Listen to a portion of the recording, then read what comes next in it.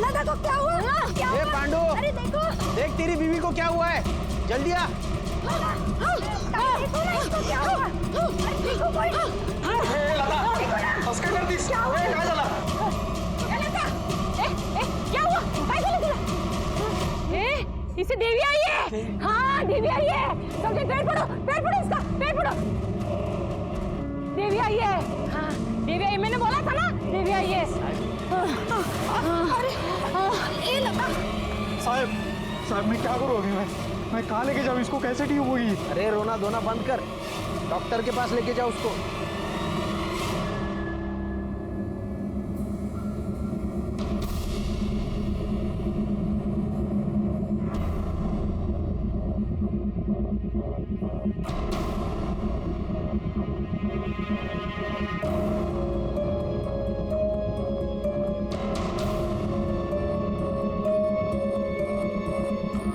इसको अगर साथ में लेके आ गई ना, तेरे को और इसको दोनों को मार डालूंगा। चल बैठ चुपचाप यहाँ। हाँ मैं बैठ रहा हूँ, उसको वापस लाना नहीं, समझी?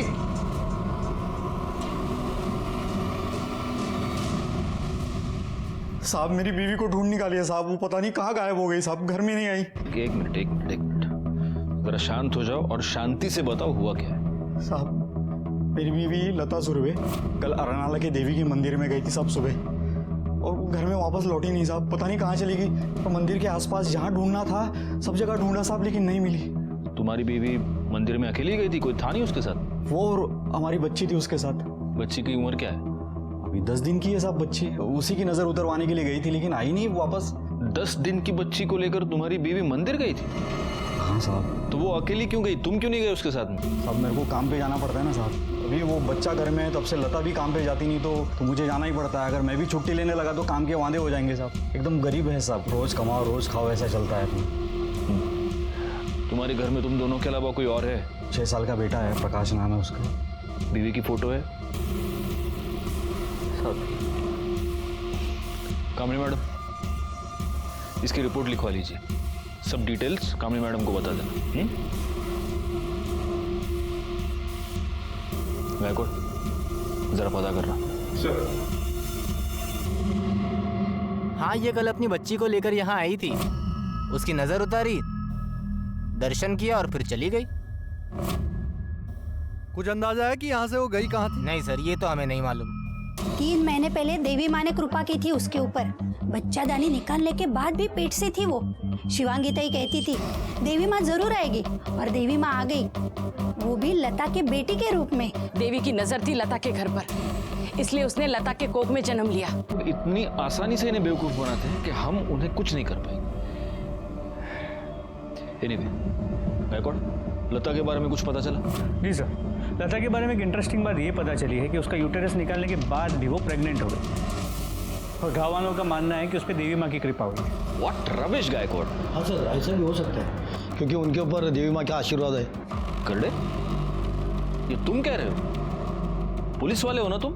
ऐसे अंधविश्वासों पर विश्वास रखते हो तुम? पुढच्या वेळेला असं काही बोललत ना तो तुमको ही मिर्ची खिलाऊंगा मैं अभी। Sorry sir. गायकवाड़, ये विश्वास अंधविश्वास सब छोड़ो। अगर लता का यूट्रस निकाला गया था और उसके बावजूद वो प्रेग्नेंट थी, इसका मतलब कुछ है जो हमसे छुपाया जा रहा है।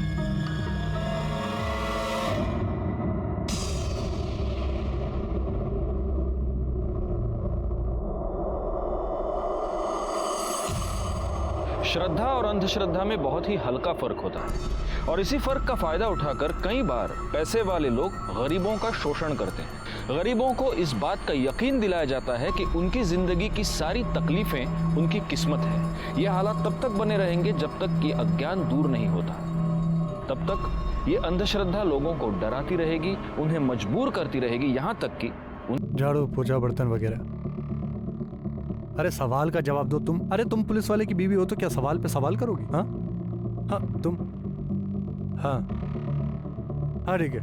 अरे यार तुम सामान की लिस्ट बाद में देना, मैं करता हूँ बाद में। सर, घर काम के लिए तकरीबन 40 से 50 मिनट लगते हैं। लता सुबह 6 बजे जाती थी और करीब 7:15 को वापस आती थी, मतलब सवा घंटा। अगर 20 मिनट उसे आने जाने में लगते हैं, मतलब वन वे 10 मिनट लगते हैं। मतलब जहाँ कहीं भी वो काम करती थी उसके घर से 10 मिनट के रेडियस पे होने चाहिए। वाह गायकवाड़, बीवी की डांट खाकर तुमने थेरी बड़ी अच्छी बनाई। चलो आप एक काम करो, लता की फोटो लो और जिस बस्ती में वो रहती थी उसके आसपास पूछताछ करो कि वो किसके पास काम करती थी। एक और बात, डॉक्टर प्रधान से भी पूछताछ करो। अगर उसने बाकी की औरतों का यूट्रस निकाला तो फिर उसने लता का यूट्रस क्यों नहीं निकाला? जी हाँ, मैंने लता का यूट्रस नहीं निकाला था। क्यों? क्योंकि वो नहीं चाहती थी कि उसका यूट्रस निकाला जाए। बाकी सब खुद आई थी मेरे पास यूट्रस निकलवाने। उन सब की एनओसी मेरे रिकॉर्ड में है, आप चाहे तो चेक कर सकते हैं। फिर आप भी ऐसे कैसे कह सकते कि मैंने उन्हें कुछ फोर्स किया है या तो कुछ इलीगल किया है? इलीगल नहीं, लेकिन आपने गलत किया है और ये आप भी जानते हैं। कदम इन औरतों को बेवकूफ़ बनाकर उनके यूट्रस निकलवाता था और आपको 20,000 रुपए में उसका यूट्रस क्यों नहीं निकाला? क्योंकि मुझे यूट्रस नहीं निकालने के लिए 40,000 मिले थे। 20,000 कदम ने दिए थे यूट्रस निकालने के लिए, और नहीं निकालने के लिए 20,000 लता ने दिए थे। लता ने मुझसे रिक्वेस्ट की थी कि मैं सबको झूठ बोल दूं कि मैंने उसका यूट्रस निकाल दिया है। फिर जब वो प्रेग्नेंट हुई तो उसने मुझसे हेल्प मांगी क्योंकि वो बच्चा रखना चाहती थी। तो मैंने सबको बोल दिया कि बाबा एक आध रेयर केस में ऐसा हो जाता है कि यूट्रस के बिना भी बच्चा हो सकता है। उसको तो मैंने मदद ही की साहब। इस डॉक्टर प्रधान की दरियादिली की दो वजहें हो सकती है। या तो ये सचमुच लता की मदद करना चाहता था, या फिर ये जो कह रहा है कि उसको कदम और लता दोनों से पैसे मिले थे। अब सवाल ये है कि लता के पास इसको देने के लिए इतने पैसे आए कहाँ से? एक गरीब मजदूर औरत को इतने पैसे देगा वो? शायद वो जिसे उसके यूट्रस की ज़रूरत हो। सर एक सेकेंड, आपका मतलब है सरोगेट मदर? एग्जैक्टली। पांडु के मुताबिक लता सिर्फ 2 जगहों पर काम करती थी, उस कंस्ट्रक्शन साइट पर और किसी के यहाँ घर काम करती थी। तो हो सकता है कि ये पैसे जिसने भी दिए हो वो इन्हीं 2 जगहों में से किसी एक पर दिया हो। अब हमें पता ये करना होगा कि वो किसके यहाँ घर काम करती थी।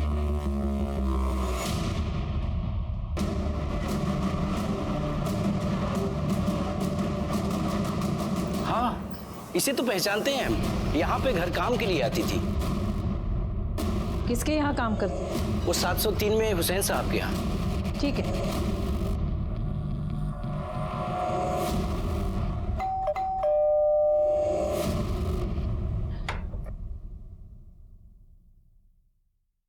जी कहिए।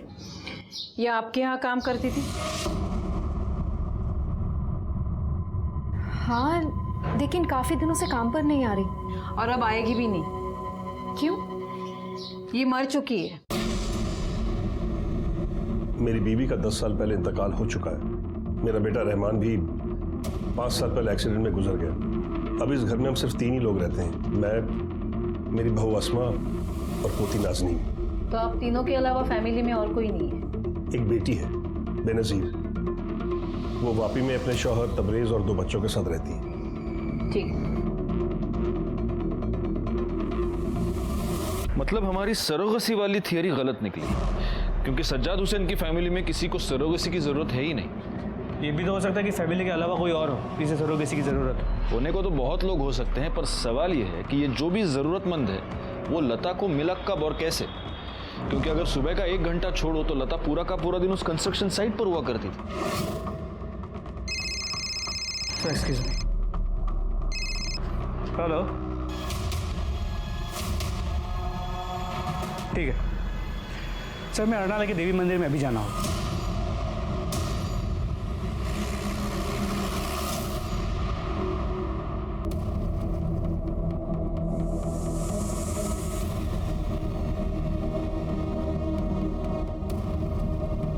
सर लाश काफ़ी छोटे बच्चे की है, तो बुरी तरह डिकम्पोज हो चुकी है। आइडेंटिफाई कर पाना बहुत मुश्किल है, और बॉडी पे से इन नज़र वाली चूड़ी के अलावा और कुछ नहीं मिला है जिससे आइडेंटिफाई करने में मदद हो। लेकिन प्रॉब्लम यह है कि ये बहुत ही ज़्यादा कॉमन है। बैकवर्ड मेरा अंदाजा है कि ये लता के बच्ची की ही बॉडी है। एक काम करो, पांडु को बुलाओ और उससे पहचान करवाओ। बॉडी को पोस्टमार्टम के लिए भेज दो।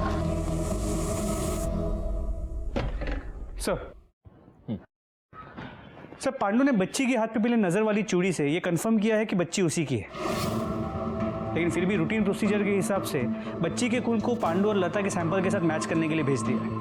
गुड सर, ये लता की पीएम रिपोर्ट।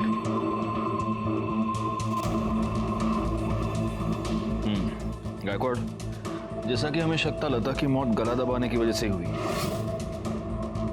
और मौत 12 दिसंबर को सुबह 11 से 12 के बीच ही हुई है। बस अब सवाल यह है कि लता जैसी मजदूर औरत का मर्डर कोई क्यों करना चाहेगा? हाँ बोला। क्या?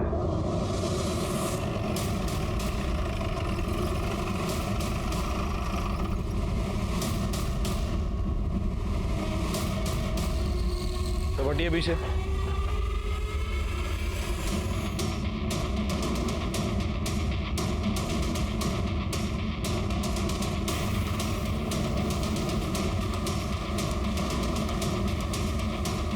बैकआउट पूरा टेरेस देखो, किसी भी चीज के साथ छेड़छाड़ नहीं होनी चाहिए। सर कर ले, नीचे जाकर इनके घर की तलाश लो।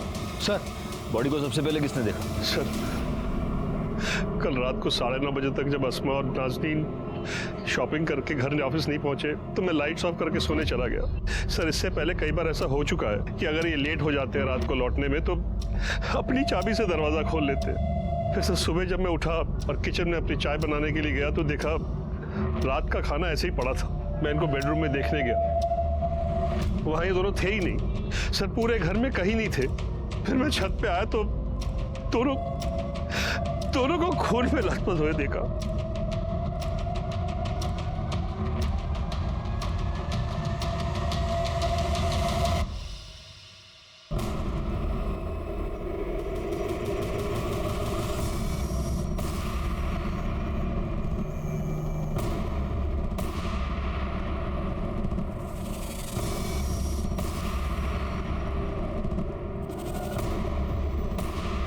बॉडीज को पोस्टमार्टम के लिए भेज दो। सर, मैंने इनका और खुदा सिर्फ आपका नहीं,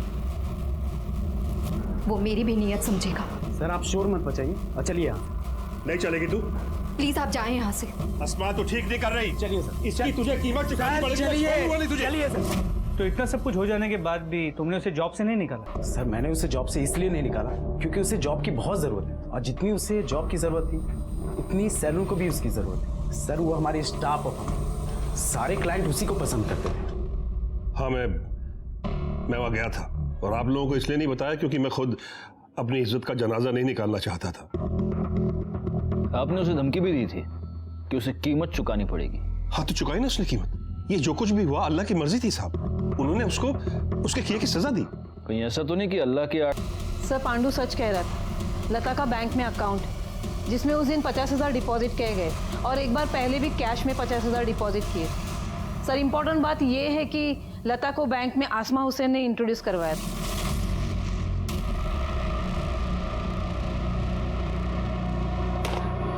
इसका मतलब ये दोनों केसेस आपस में कनेक्टेड हो सकते हैं और लता के बैंक अकाउंट में ट्रांसफर किया गया ये पैसा उसकी सरोगेसी की फीस हो सकती है। एक काम करो, बैंक और मंदिर के आसपास जहां से हमें लता और उसकी बच्ची की डेड बॉडी मिली, वहां आसपास जितने भी कॉमन मोबाइल्स एक्टिव थे उन सबकी एक लिस्ट बनाओ और आसमा के कॉल रिकॉर्ड के साथ मैच करके देखो। हो सकता है इनमें कोई कॉमन नंबर निकले। ये हो सकता है कि आसमा उस सरोगेसी वाले कपल को जानती हो, या ये भी हो सकता है कि आसमा ने ही ये डील फिक्स करवाई हो। और आसमा के मर्डर के पीछे की वजह भी यही हो। सर, मैं सज्जाद हुसैन के घर पे बॉडी क्लेम पेपर पे साइन लेने गया था। डोरबेल बजाई और वेट कर रहा था, तभी मुझे शू रैक के पीछे एक लाइट ब्लिंक करती हुई दिखी। सर, मैंने सज्जाद से साइन ले ली। उसके बाद शू रैक के पीछे देखा तो ये कवर में मोबाइल मिला। इस मोबाइल में सिम कार्ड नहीं है लेकिन काफी कुछ चीजें हैं। देखिए सर।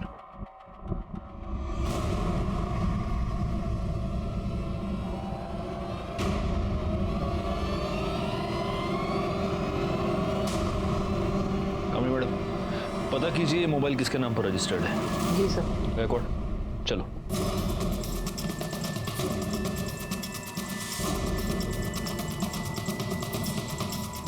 सर, आप ये बेवजह मुझे परेशान करने क्यों आ जाते हैं? सर, मुझे जो पता था मैंने आपको सब कुछ बता दिया। सच मेरा यकीन कीजिए आप। सर, आगे कोड बाथरूम से मिला है।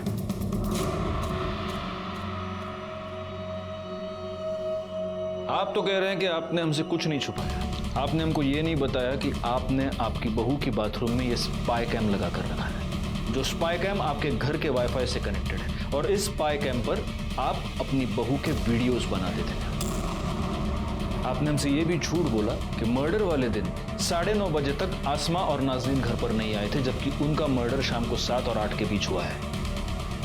मर्डर से पहले नाज़नीन पर रेप किया गया है। मेरे ख्याल से इतनी वजह काफी है आपको परेशान करने के लिए। इन सारी बातों का मुझे कोई इल्म नहीं है। ये स्पाई कैम तुम्हारे घर के वाईफाई से कनेक्टेड क्यों है? वो फोन किसका है? सारी शर्म तो उसने बेच खाई थी। उसके किसी यार की हरकत होगी वो। तो आपको कुछ नहीं पता? मैंने आपको सब सच सच बता दिया है। तब तो आप ये भी नहीं जानते होंगे कि आप ही के बैंक में आसमा ने लता का अकाउंट खुलवाया था। सर यकीन कीजिए मुझे बिल्कुल नहीं पता इस बारे में। गायकवाड़, इसको उठाकर अंदर ले चलो और तब तक बिठा कर रखना जब तक इसको सब याद नहीं आ जाता। सर प्लीज सर, मेरी बात तो सुनिए सर। सर पता चल गया है मोबाइल किसके नाम पे रजिस्टर है। किसके? सर ये फ़ोन मेरा नहीं है। हाँ मैं मानती हूँ कि मैंने अपने अब्बू को मजबूर किया था वो फ्लैट बेचने के लिए, और मैं आसमा से नफरत भी करती थी, मगर उसके लिए मैं इतनी गिरी हुई हरकत नहीं करूँगी सर। वापी के शॉपकीपर के रिकॉर्ड्स में ये फोन तुम्हारे नाम पर और तुम्हारे एड्रेस पर रजिस्टर्ड है। यही फोन बाथरूम के स्पाई कैम से कनेक्टेड था। इसका मतलब साफ है, तुम अपनी भाभी की अश्लील वीडियो बनाकर उसे ब्लैकमेल कर रही थी कि फ्लैट के ऊपर से अपना क्लेम वो छोड़ दे, वरना तुम ये वीडियोस वायरल कर दोगी। खुदा कसम सर, मैं सच बोल रही हूँ, ये फ़ोन मेरा नहीं है। तो फिर ये फोन तुम्हारे नाम पर रजिस्टर्ड क्यों है? पता नहीं सर, मुझे लगता है कि कोई मुझे फंसाना चाहता है। मेरे डॉक्यूमेंट चोरी करके उन्होंने फ़ोन खरीदा होगा। और आपके पास कोई सबूत है कि ये फ़ोन मैंने खुद जाके दुकान से खरीदा है? सर जिस दिन लता और बच्ची का मर्डर हुआ था उस दिन ये 2 नंबर मर्डर स्पॉट और बैंक के बाहर एक्टिव थे। पता करो ये दोनों नंबर्स किसके हैं। Yes sir. और आसमा के कॉल डिटेल्स और मोबाइल लोकेशन के साथ मैच करके देखो। Yes sir. सज्जाद के टेरेस पर मिले सामान की जो लिस्ट है उसमें एक डंबल का जिक्र है। जी सर, मैंने देखा भी था। हाँ, लेकिन उसके घर में जो सामान मिला था उस लिस्ट में कहीं भी दूसरे डंबल का जिक्र नहीं है। एक ही डंबल था। कहीं ऐसा तो नहीं कि दूसरा डंबल ही मर्डर वेपन है और फिर उसको गायब कर दिया गया?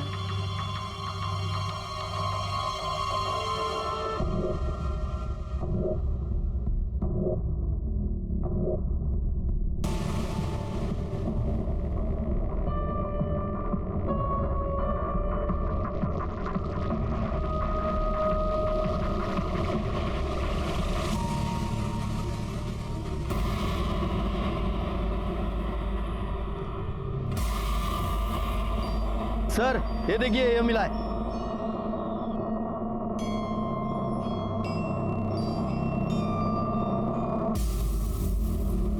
इस डंबल को फॉरेंसिक के लिए भेज दो और उनसे जल्द। में मेमना भी बोलने लगा है। तमीज। मैंने सारा गुस्सा नाजनीन पे निकाल दिया और तभी उसी समय सज्जाद वहां पर आ गया।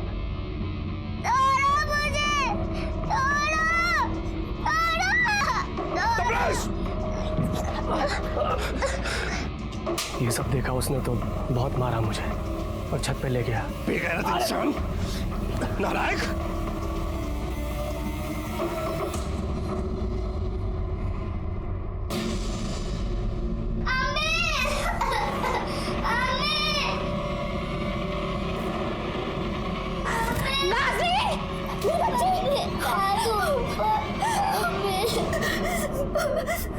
या अल्लाह, ये मुझसे क्या गुनाह हो गया? मुझे माफ कर दे, माफ कर दे मुझे। आप ऐसा कैसे कर सकते हैं? आपकी इंसानियत बिल्कुल खत्म हो गई जो आपने एक बच्ची। ये गंदी हरकत इस वैशी दरिंदे ने की है इसने। ए बुड्ढे, अगर किसी को बोला तेरी बेटी को तलाक दे दूंगा। फिर मैंने डंबल पानी की टंकी में फेंक दिया। मुझे लगा वहां से कौन ढूंढ पाएगा। आसमा का मर्डर और नाजनीन पर रेप और मर्डर करने के जुर्म में मैं तुम्हें अरेस्ट करता हूं। मुझे इसके भी कॉल डिटेल्स चाहिए आज के आज। सर लता और बच्चे के मर्डर के टाइम पे जो बैंक और क्राइम स्पॉट पे जो नंबर मिले थे उनकी डिटेल्स आ गई। और सर ये दोनों नंबर आसमा के कॉल रिकॉर्ड में भी मिले। आसमा मेरी खाला की बेटी थी। शादी से पहले आसमा हमारे साथ हमारे नवे मुंबई वाले फ्लैट में रहती थी। निखत और आसमा काफ़ी अच्छे दोस्त थे। शादी के 5 साल बाद भी हमारे यहाँ औलाद नहीं हुई, तब डॉक्टर ने हमें सरोगेट मदर के लिए सजेस्ट किया था। सर मैंने सरोगेट मदर वाली बात आसमा को बताई, तभी उसने मुझे लता के बारे में बताया। 12 दिसंबर को क्या हुआ था जब लता बच्ची को लेकर तुम दोनों के पास आई थी? बोल। निखत ने देखा कि बच्ची की आंखों में कुछ प्रॉब्लम है। हाँ अंधी है, डॉक्टर भी बोला कि अंधी है।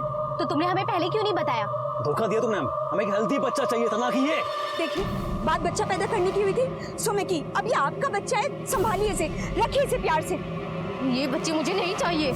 पर जब आसमा को आपसे पता चला तो उसने हमसे पूछा, लेकिन हमने उसे कुछ नहीं बताया। फरहान और निखत को लता और बच्ची के मर्डर के लिए, तबरेज को आसमा और उसकी बेटी नाजनीन के मर्डर के जुर्म में उम्र कैद की सजा हुई और सज्जाद को जुर्म छुपाने के लिए सजा। जुर्म की